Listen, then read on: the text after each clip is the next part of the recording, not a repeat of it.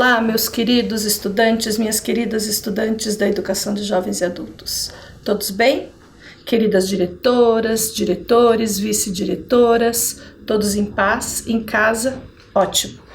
Nos encontramos para a nossa nova aula de língua portuguesa e hoje eu trouxe especialmente o carinho de uma pessoa, um carinho que eu recebi. Veio em forma de bilhete, mas mais do que isso, veio em forma de reflexão. Eu trouxe esse carinho para fazer um momento de reflexão com vocês. Foi a Dona Fátima. A Dona Fátima é estudante lá de Vinhedos. Ela não me mandou foto, então eu não posso mostrar a foto dela, por isso eu estou mostrando a foto do bilhete dela. Ela é estudante da professora Marilda, lá da Regional Santa Felicidade. Olha o que ela disse, e eu quero que vocês recebam com o coração bem aberto, porque eu recebi assim. Fabiola, quando achar que não tem mais saída pelo que estamos passando, faça um pensamento positivo. É uma oração silenciosa e nos ajuda a ter coragem e prosseguir confiando em Deus. Eu estudo no Vinhedos, faço a EJA com a professora Marilda. Fátima. Lindo, né? Eu nunca tinha pensado que um pensamento positivo fosse uma oração silenciosa. E é a nossa conexão com o transcendente, é a nossa conexão com aquele ser maior e mais poderoso que a gente não conhece bem, que a gente não sabe o limite, mas que nos conhece e nos protege. Então, até quem tem, assim, nas diferentes crenças religiosas, nas diferentes formas de se relacionar com a religião, o pensamento positivo é a nossa forma de comunicar, é a nossa forma de orar silenciosamente. É a gente com a gente mesmo e o transcendente. Nossa, Dona Fátima, a senhora não tem ideia do carinho que isso fez em mim, no meu coração, massagem, assim, sabe? Sabe aqueles dias que você está precisando escutar de alguém? Nesse momento a gente está tão distante de todo mundo e às vezes faz falta aquele abraço apertado. Pois eu senti o seu bilhete como esse carinho, um abraço apertado de quem diz, confia, calma. Porque a gente cai, né? A gente oscila. Tem dias que a gente está alto astral, mas tem dias que a gente quer ficar embaixo das cobertas e não quer que ninguém fale com a gente. E quando eu recebi esse bilhete, a sensação que me deu foi de você precisa se reenergizar. Respira fundo que tem gente lá te escutando. E a Dona Fátima está me escutando, né? Muito obrigada, professora Marilda, pelo envio. Eu gostei muito. Muito obrigada, Dona Fátima, por ter parado um minutinho para pensar em mim e me desejar essa energia. E eu quis compartilhar, que todos nós, aí em casa, que estejamos recebendo essa mensagem agora, oração silenciosa, pensamento positivo, tá? Se conecta com o transcendente e acredita. Feito? Muito obrigada. Vamos continuar? Nosso assunto continua sendo fábulas, certo? E como eu disse na última aula, a gente vai avançar nesse assunto até conseguir produzir uma fábula, ser um fabulista, nem que seja para a gente mesmo, nem que a gente só conte ali para os nossos amigos, para os nossos familiares, mas a gente tem competência e se sentirá seguro para produzir a nossa história. Vamos analisar isso? Muito bem. Retomando o conceito de fábulas, são histórias curtas, em geral os personagens são animais e apresentam ensinamento no final. Ok, a moral da história que a gente está acostumado a dizer. Mas as fábulas não são apenas isto. Então nós vamos entender um pouco mais sobre o que são fábulas, né? O que mais elas têm de elementos, de características que a gente precisa conhecer. Então, identificando outras características das fábulas, eu trouxe para vocês uma imagem da Grécia Antiga, certo? Essa é uma ilustração, né? Não é uma fotografia, alguém ilustrou. Era como as pessoas aprendiam, conviviam. Aqui representa até uma situação assim, de ensinamento, de troca de saberes, né? E acontecia numa forma meio que de caminhar, as pessoas caminhavam e conversavam. E nesse caminhar e conversar e se ouvir, uns prestavam mais atenção, outros trocavam ideias entre os pares ali. Era assim que se convivia nesse espaço. Estou trazendo essa imagem para ilustrar, para aproximar a sua compreensão de que época e em que condições viveu Esopo. Lembram-se do fabulista grego? Esopo é o assunto da nossa aula de hoje. Vamos entender o que fez Esopo se tornar tão conhecido dentro do gênero fábula, tá? E para trazer toda essa informação, eu quero contar para vocês quem era esse personagem. Então, a imagem que vocês têm ali é de um desenho que foi feito como um selo. E esse Esopo, olhem bem para os detalhes, a gente não tem fotos, a gente tem só ilustrações diferentes, né? Cada vez mais com características especiais de quem desenhou.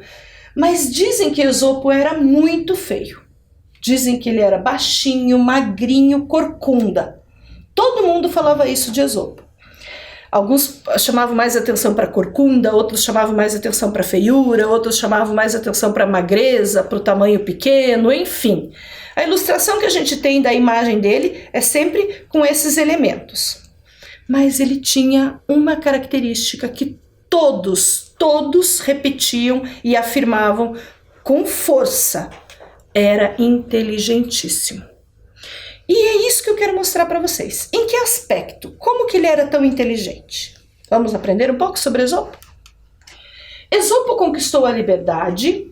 Conquistou a liberdade por quê, professora?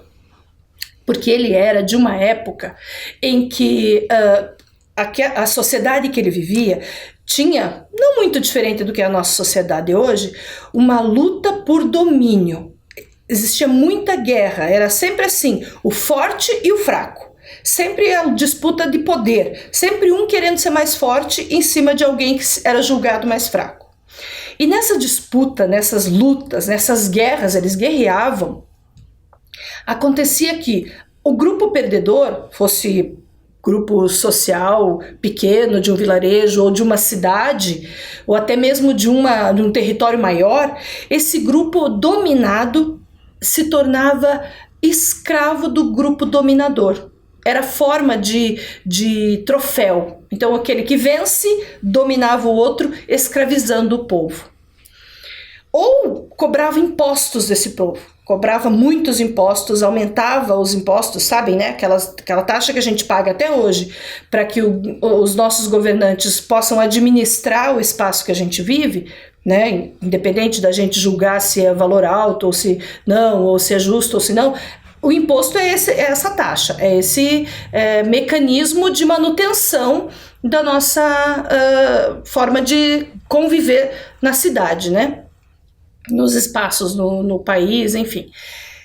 E nessa época lá de Esopo também tinham impostos, e acontecia que o gestor daquela, ou o governante daquele grupo, cobrava impostos daquele grupo. Mas quando ele perdia numa guerra, por exemplo, o vencedor podia pedir para ele mais impostos. E aí aquele grupo tinha que pagar 2 vezes. Então, tinham várias formas de punição. Ou escravizar dessa forma, ou deixar dependendo sempre de pagar, né? Como se ele estivesse pagando para continuar vivendo naquele espaço, pagando mais.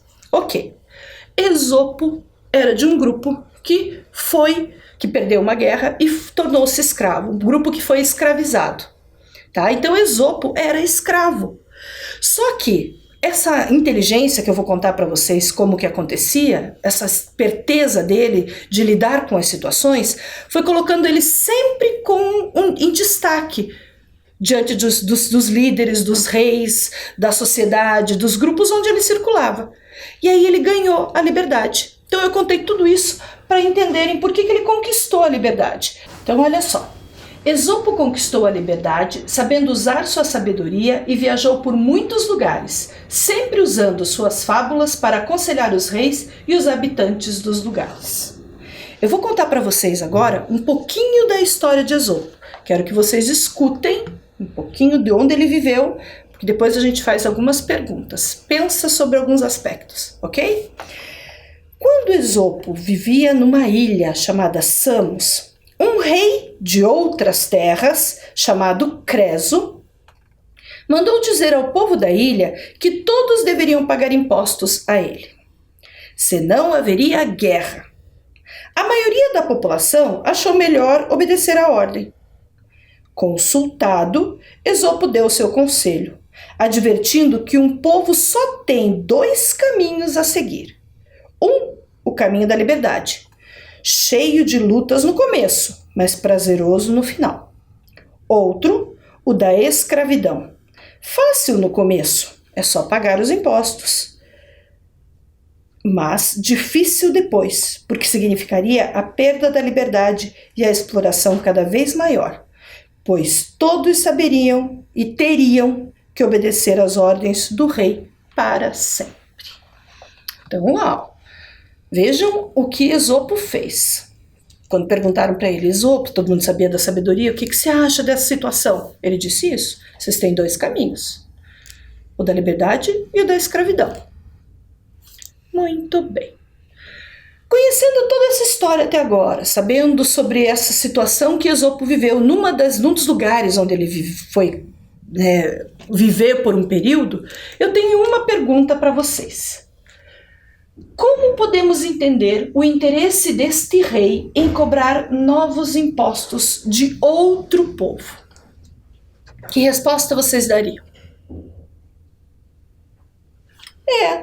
Eu acredito, é um jeito de entender. Eu queria ouvir vocês, mas eu acredito que vocês também tenham pensado que nem eu. É um jeito de explorar.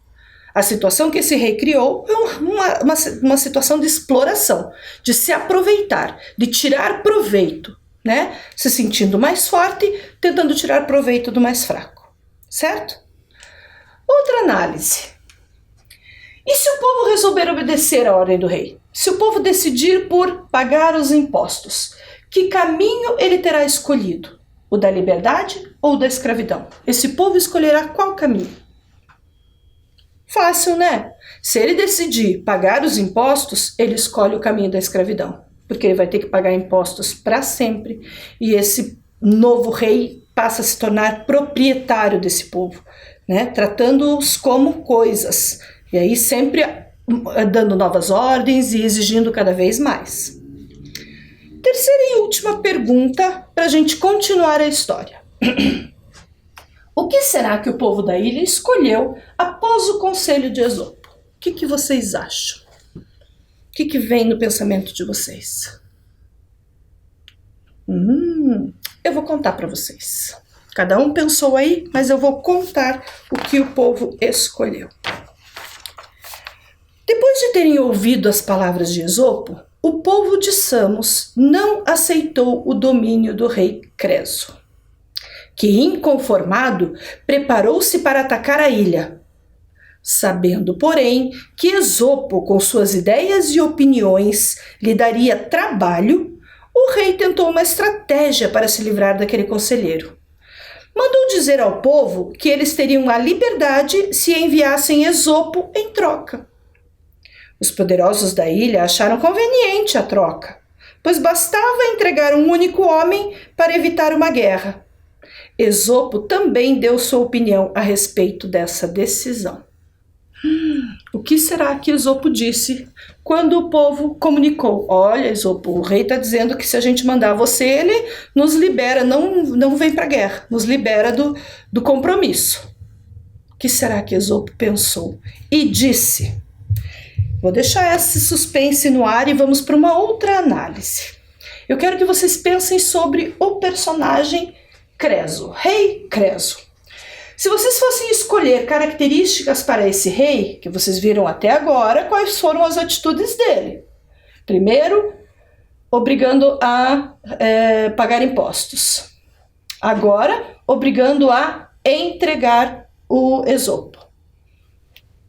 Vocês acham que ele é bondoso? Fraco? Ambicioso?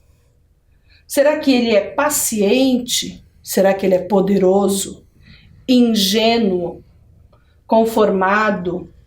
Esperto? Será que ele é forte? Ou amigo?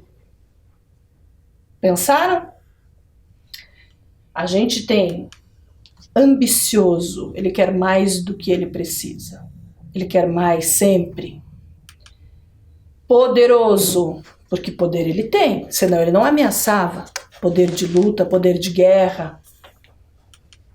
Esperto, porque ele não foi simplesmente entrando em guerra, ele identificou que ele tinha um inimigo mais forte ali, que no caso era o Esopo, e ele pensou bem antes de agir, e tentou uma outra negociação. Isso também demonstra força, porque agora ele negocia e mostra que ele ainda tem força para poder conseguir ou não o que ele quer. Então nós temos as características desse rei, ambicioso, poderoso, esperto e forte.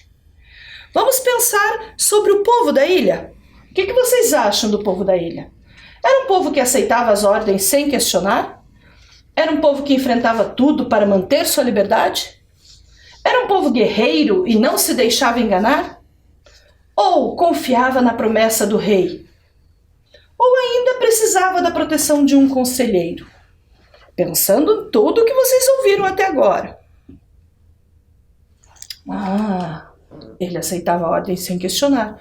Se o Esopo não tivesse trazido aquela informação, né, porque eles foram ouvir a opinião do Esopo, mas eles já estavam quase pagando os impostos, eles teriam aceitado.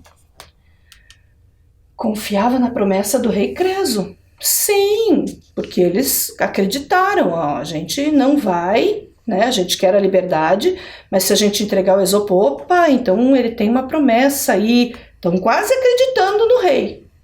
E precisava da proteção de um conselheiro, né? Ele precisava, esse povo, se não tivesse o Esopo, que fazia a parte de proteção, de conselho, eles talvez não tivessem pensado duas vezes, né? Muito bem. E nessa história toda, esse povo também tinha um olhar sobre Esopo. Qual será que era a característica que esse povo identificava no Esopo? Quando eles olham para Esopo, esse povo desta ilha, pensava o quê? Que ele era um traidor e um interesseiro? Ou era um amigo fiel? Era um protetor? Ou era ambicioso e encrenqueiro? Era inteligente? O que vocês acham? Sim, nós temos a característica de amigo e fiel, nós temos a característica de protetor e nós temos a característica de inteligente, certo? Então, todo esse olhar que o Esopo teve sobre que o povo teve sobre Esopo, né? E todo esse olhar que a gente também identificou sobre o rei e sobre o povo, vão nos fazer entender um pouco mais sobre fábula. Antes de eu contar o final, que vocês devem estar muito curiosos, eu quero fazer uma análise à parte, certo? Nós vamos deixar toda essa informação até agora aqui guardadinha na nossa memória, nós vamos voltar a falar dessa história, mas eu quero falar de animais. Vamos pensar sobre alguns animais. Vocês já vão entender por que eu estou fazendo toda essa leitura. Características dos animais que eu vou apresentar aqui. Olhem essa imagem. Temos um lobo, certo? Sobre esse lobo, quais são as características que você identifica nele? Feroz, é possível. Forte, mau, traiçoeiro, agressivo, selvagem, assassino, sanguinário. Não dá para identificar todas. A gente identifica que ele é feroz pelo jeito que está a expressão do dente dele, a gente identifica que ele é selvagem, a gente identifica até que ele é agressivo, porque parece que ele vai para cima de alguém, que ele é forte. Agora, mau, traiçoeiro, assassino e sanguinário, não dá para ver na imagem. E para ele ser mau, para a gente entendê-lo como mau, é porque ele poderia ser bom. E como é que a gente pensa isso sobre um animal selvagem, ser bom e ser mau? Para ele ser traiçoeiro, é porque ele não precisava trair, porque ele era de confiança, ou uma coisa ou outra. E como que a gente sabe que um animal selvagem pode ser de confiança ou traiçoeiro? Então, algumas características que eu quero mostrar para vocês aqui, a gente precisa de mais informações, que não são só do animal, que olhando para o animal a gente não pode tirar todas essas informações. Vejam se vocês concordam. Eu acho que mau é uma palavra que não sei se dá para dizer sobre aquele lobo. Traiçoeiro também não. Agressivo? Pode ser, mas eu não sei se ali ele está agredindo ou se ele está mostrando só os dentes para afastar o inimigo, né? Pode ter um outro lobo diante dele. Assassino, para ser assassino, tem que só querer matar. Será que essa é a ação do lobo, né? Sanguinário, quer dizer que aquele que destroça a sua vítima sem nenhuma outra intenção? Não, ele é um animal selvagem que mata para comer, certo? Ou na disputa de espaço ali, de território. Enfim, essas informações aqui são para a gente pensar, opa, então a gente coloca alguns elementos que não são bem do animal, é que a gente interpreta. Vamos ver mais um? Olha essa imagem. Fofa, né? Que características a gente identifica nesse bichinho? Olhem bem para ele, o que vocês acham? Vamos pensar? Características do cordeiro.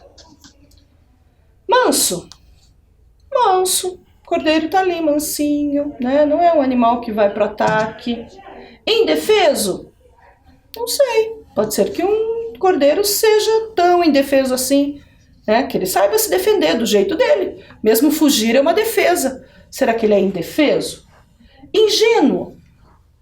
Será que ele é ingênuo? Que ele pode ser enganado facilmente? Frágil. Olha para ele, você vê fragilidade. Né? Algo que qualquer força, um grito, uma ameaça o destrói, ele não reage. Verdadeiro. Será que ele é verdadeiro? Ele acredita demais nos outros? Será que ele é amistoso? Tem muita amizade, gosta de todo mundo? Será que ele é medroso? Bom, para pensar nisso, vamos olhar lá. Ó. Indefeso. Bom, para ser indefeso, eu tenho que dizer que ele não se defende em nada. Ingênuo. Para ser ingênuo, eu digo que ele acredita em todo mundo, né? Que ele não desconfia.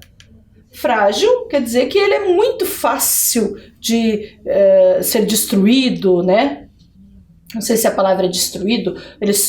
Qualquer ameaça o torna vítima. Verdadeiro? Como que eu posso saber que ele é verdadeiro só olhando para uma imagem? Amistoso? Faz amizade com todo mundo? Só olhando para a imagem eu sei disso? E medroso? Será que é um animal medroso? É um animal que sabe que tem que se proteger e se protege fugindo. Enfim, de novo a mesma análise. Algumas informações é a gente que pensa sobre o animal, não exatamente característica do animal. E algumas delas parecem muito mais de pessoa do que de bicho. Mais um. A formiga. O que vocês acham da formiga? Será que trabalhadora? Trabalhadora. Mas ela trabalha? Será que ela está trabalhando? Ou ela está fazendo aquilo que ela sabe fazer para se alimentar, para garantir a existência do formigueiro, né? daquela colônia onde ela habita? Mas será que é trabalho? Será que a gente pode chamar de trabalho? Organizada. Será que ela é organizada? Vou colocar uma folhinha em cima da outra. Vou pegar folhinhas sempre desse tamanho. Será que ela planeja? Frágil. Será que a formiga é frágil? Qualquer um ali, ela desmonta, ela se destrói? Ou só a ação de alguns seres é que fazem isso? Venenosa? A gente sabe que é. Venenos diferentes, dependendo da espécie da formiga, mas ela tem veneno, ela é venenosa. Inofensiva? Será que ela não ofende ninguém, não atinge ninguém com alguma atitude, com alguma ação? Essas palavras que eu marquei, eu acho que a gente que pensa sobre o bicho, né? Não sei se esse inseto é assim. E o cão. Esse é bem fácil da gente levantar informações sobre ele, porque está no nosso convívio. O cão. Que características você olha para o cão e identifica? Vamos pensar? Fiel. Fiel? Será? A gente que coloca ou ele é mesmo fiel? Protetor.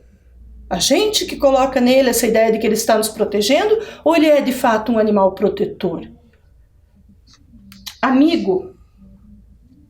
Será que ele é amigo? Ou é como a gente entende que ele se comporta com amizade? Forte, ele é. Esperto, é a gente que identifica essa esperteza nele? Ou é como ele age, como ele se comporta, que a gente coloca como esperto? Companheiro, está sempre ali na nossa companhia, não nos deixa sozinho em nenhum momento, ou a gente que identifica isso como uma característica e chama ele de companheiro? E cuidadoso. Será que é um animal cuidadoso mesmo? Toma cuidado para algumas coisas que faz, para fazer sempre tudo certinho? Ou é a gente que coloca essa característica nele? Fizemos toda essa análise porque esses personagens da nossa história podem se relacionar, podem ter alguma relação com esses animais. Certo? E eu quero mostrar para vocês, então, antes de contar o final da história, que eu vou contar sim, eu quero mostrar para vocês uma possibilidade de identificar. Se você fosse escolher um animal desses para cada personagem, que animal seria? Vamos pensar? Pensando lá no rei Creso, pensando lá no povo da ilha e pensando no Esopo. Quem seria cada um desses animais? Qual animal você acha que seria o rei Creso? Um lobo, um cordeiro, uma formiga ou um cão? Pensando nas características que a gente olhou ali e conhecendo da história.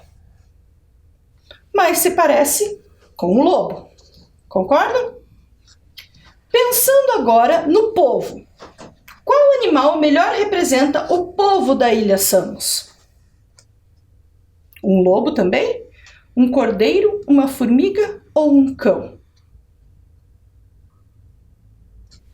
Parece o cordeiro. Por quê? Manso, obediente, ingênuo, acredita em todo mundo, segundo as características que a gente elegeu ali. E como seria que a gente entenderia o Esopo nessa história? Qual seria a característica que melhor combinaria com o Esopo, de acordo com a história? Lobo, cordeiro, uma formiga ou um cão? Um cão, parece que estava ali, amigo, companheiro, tentando ajudar o povo, certo? Muito bem. A partir dessas características, eu vou dizer para vocês o que aconteceu. Depois de toda essa situação, Esopo resolveu a situação dele da seguinte forma. Ele contou a fábula para os moradores da cidade do lobo e dos cordeiros. Não sei por que veio o leão na minha cabeça, estou com a leão e o mosquito, acho. O lobo e os cordeiros. Ele contou essa história. Aqui a gente tem a imagem do lobo e do cordeiro, e a gente tem ali parece um comportamento ainda animal, certo? Um lobo atacando um cordeiro. O cordeiro assustado, mas ainda está ali. Ok? A fábula tem título Os Lobos e os Cordeiros. E esta fábula, conhecida mundialmente por Fábulas de Esopo, certo? Eu vou ler, quero que vocês acompanhem. Olha a fábula que ele contou. Alguns lobos queriam surpreender um rebanho de cordeiros. Como não podiam pegá-los, porque havia cães tomando conta deles, viram que seria preciso usar de uma artimanha para fazer isso. E tendo enviado representantes deles aos cordeiros, diziam que os cães eram os culpados de sua inimizade e que, se eles lhes entregassem os cães, haveria paz entre os lobos e os cordeiros. Os cordeiros, sem imaginar o que lhes iria acontecer, entregaram os cães aos lobos, que, desse modo, facilmente acabaram com o rebanho que ficara sem guarda. Olha só, o Esopo não foi nada bobo, perceberam a inteligência? Quando ele soube que o rei queria que entregassem ele para que ele libertasse o povo tanto de pagar impostos como da guerra, ele contou essa história comparando. Conseguiram perceber a comparação? E é isso que a gente vai fazer agora. Vai entender essa fábula, comparando. Olha só, nós temos o rei Creso, o povo da ilha e o Esopo. O Esopo fez o povo da ilha entender que o rei Creso estava tendo o mesmo comportamento que o lobo, dizendo: entreguem o protetor, depois que vocês me entregarem, confiem em mim, depois que vocês me entregarem, tudo vai ficar em paz. Como o lobo disse para o cordeiro: entreguem os cães. Depois que vocês entregarem os cães, tudo ficará em paz. É ele que não deixa a gente ser amigo. O Esopo quis que eles também percebessem que eles estavam se comportando como os cordeiros, acreditando no lobo, né? Tentando sendo ingênuos, tentando fazer a amizade acontecer, né? Acreditando nessa amizade. E o Esopo, então, acaba se tornando semelhante ao cão nessa representação. Aquele que está ali para dar conselho, que estava de certa forma protegendo o povo para não ser enganado. Assim como os cães guardavam o rebanho de cordeiros, né? E protegiam do ataque dos lobos. O que vocês acham? Foi ou não foi a esperteza do Esopo? E no final, qual será que foi o conselho que Esopo quis dar para esse povo? O que esse povo quis entender? Ou deveria ter entendido, né? Esopo queria que eles entendessem isso. Aquilo que a gente chama de moral da história, o ensinamento, então, diz assim: as cidades que entregam seus protetores aos inimigos são logo destruídas por eles. O que Esopo estava fazendo era mostrar, por meio de uma história, como esses cidadãos deveriam pensar, como eles deveriam agir, e eles entenderem que a situação era uma situação de perigo. Mesmo que eles se livrassem de Esopo, eles ainda estavam correndo perigo pela atitude do rei. Então as fábulas tinham essa tarefa. Esopo começou a utilizar, elas já vinham do Oriente com essa tarefa, mas Esopo começou a difundir cada vez mais por conta das viagens que ele fazia e os registros, porque ele passou a registrar as suas fábulas, as suas histórias e as suas viagens. Tudo isso que eu estou contando para vocês eu sei porque estava escrito nos livros, nas produções escritas de Esopo, que ele deixou contadas e registradas. Certo? Então, a moral das fábulas, elas vêm desse ensinamento. Lembram lá no comecinho de uma outra aula que eu disse assim para vocês? As fábulas inicialmente não eram escritas para crianças? Não, historicamente elas surgiram nessas situações de ensinar num momento de dificuldade, num momento de apuro, como resolver um problema. E eu vou trazer novas. Vou trazer mais uma, mas acho que agora vocês estão curiosos para saber o que aconteceu com Esopo. Será que o povo da ilha entregou Esopo em troca da liberdade? Quem respondeu que não acertou. Eles não entregaram. Eles acabaram entendendo a mensagem de Esopo, resolveram não entregar Esopo, conversaram com o rei Creso, de alguma forma o rei Creso entendeu que não era mesmo caso de ataque e que talvez a inteligência e a forma de agir do Esopo não ia ser fácil ele continuar inventando histórias. Então o rei Creso desistiu da briga, desistiu da luta e o povo ficou feliz. E foi assim que Esopo foi ganhando fama. Essa forma dele resolver as situações entre reis, entre cidades, entre pessoas, foi dando para ele fama, foi dando para ele uma postura, uma posição, uma característica, uma imagem de inteligente, de pacificador. Então ele era tratado como um rei. Onde ele chegava, ele era super bem tratado. E vocês sabem que depois que ele ganhou a liberdade, ele não ficou numa cidade só, ele viajou por muitas. E é isso que eu vou continuar contando para vocês, ó.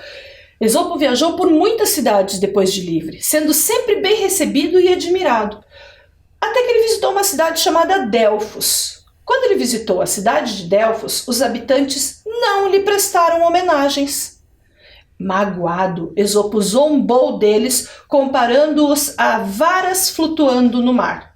De longe parecem algo de valor, porém de perto nada valem. O povo de Delfos, irritado com a comparação, tramou uma vingança. Escondeu na bagagem de Esopo um vaso sagrado da cidade e acusou-o de roubo. Esopo jurou inocência, mas foi tratado como criminoso, condenado à morte e jogado do alto de um abismo. Olha só. Isso é verdade. Foi assim que Esopo morreu. Ele foi condenado à morte e ele jurou inocência o tempo todo, mas não acreditaram.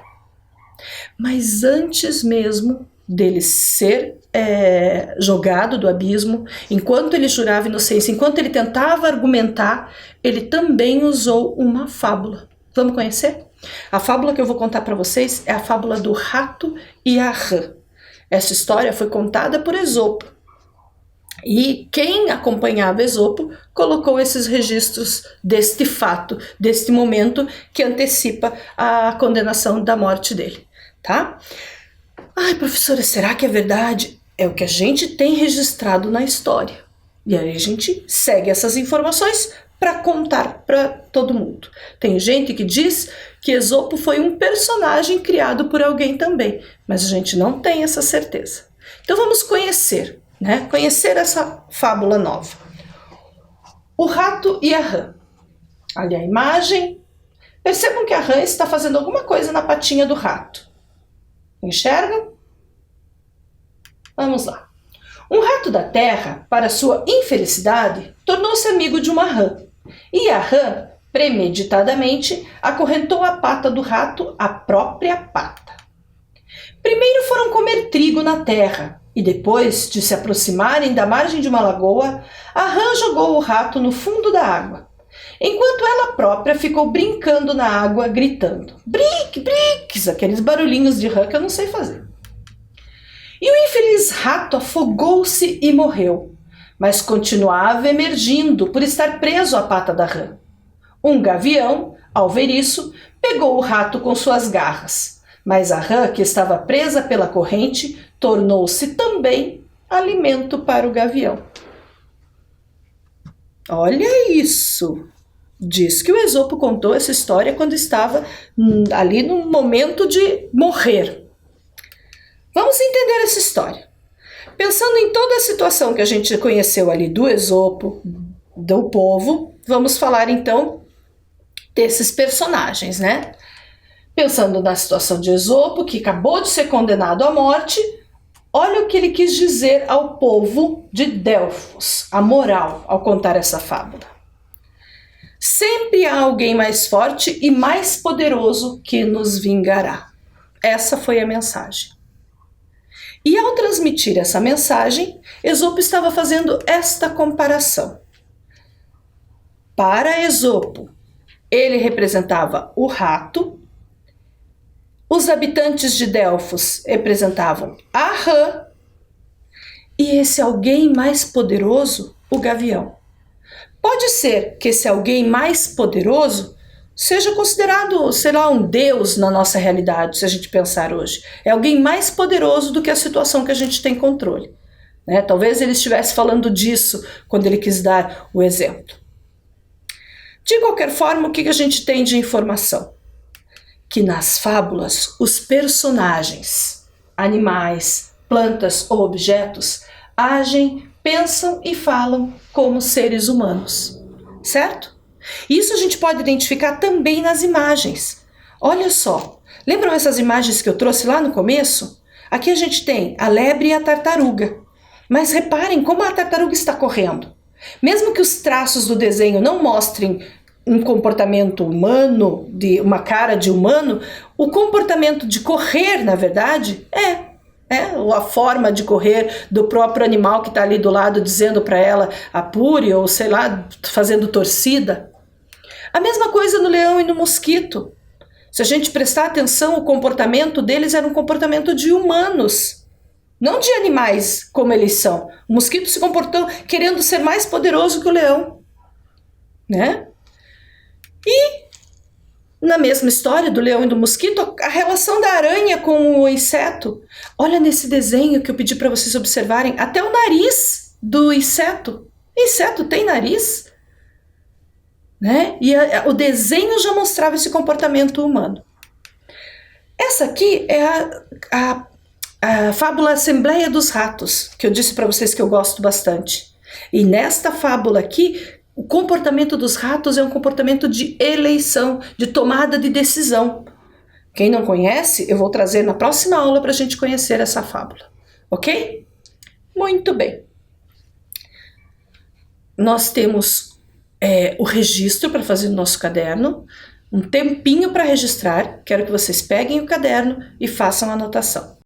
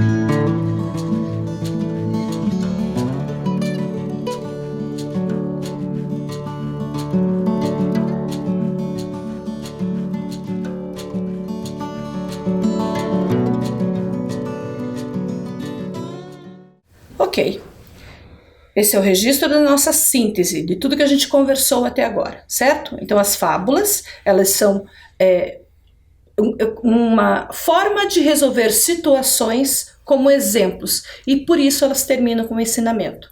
Os personagens que são usados para esse ensinamento, em geral, são animais, plantas ou objetos, que se comportam como seres humanos, ok? A nossa aula está encerrando por aqui e eu quero terminar ela com a mensagem da Dona Fátima, para que a gente continue com essa ideia de que o pensamento positivo é uma oração silenciosa. Então, quando achar que não tem mais saída pelo que está passando, faça um pensamento positivo. É uma oração silenciosa que ajuda a ter coragem e prosseguir confiando em Deus. Fiquem bem, fiquem em paz e até a próxima.